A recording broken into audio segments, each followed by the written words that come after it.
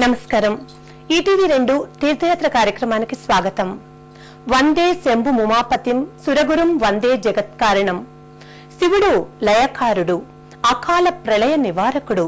అందుకే గరళ కంఠుడని, నీలకంఠుడని, కాలకంఠుడని, కంఠే కాలుడని అనేక పేర్లతో పిలువబడుతుంటాడు. నీలకంఠేశ్వరుడు వెలిశాడు కాబట్టి ఈ జనపదానికి నీలపల్లి అనే పేరు వచ్చింది.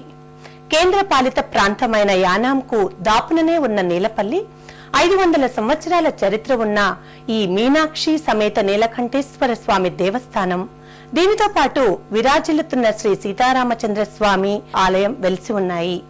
ఈ ఆలయ విశేషాలను ఈనాటి తీర్థయాత్ర కార్యక్రమంలో దర్శించుకుందాం.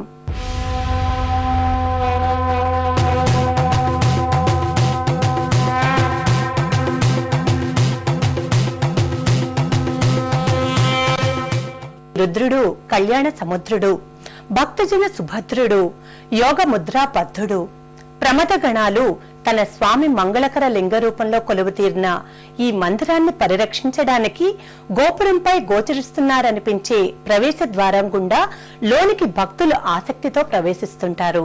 శరచంద్ర గాత్రం గణానంద పాత్రం, త్రినేత్రం పవిత్రం ధనేశస్య మిత్రం, అపర్ణా కళత్రం సదా సచ్చరిత్రం, శివం శంకరం శంభు మీసానమీదే.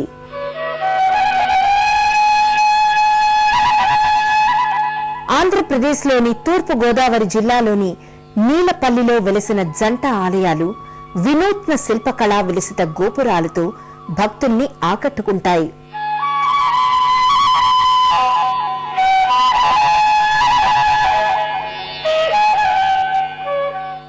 ఆలయ గోపురం మీద యక్షులు, రాక్షసులు, ప్రమథ గణాధిపతులు తమ ముఖాల్లో ప్రస్ఫుటమయ్యే భీకర భావాలతో దుష్ట శక్తుల్ని దూరీకరిస్తున్నట్లుంటాయి.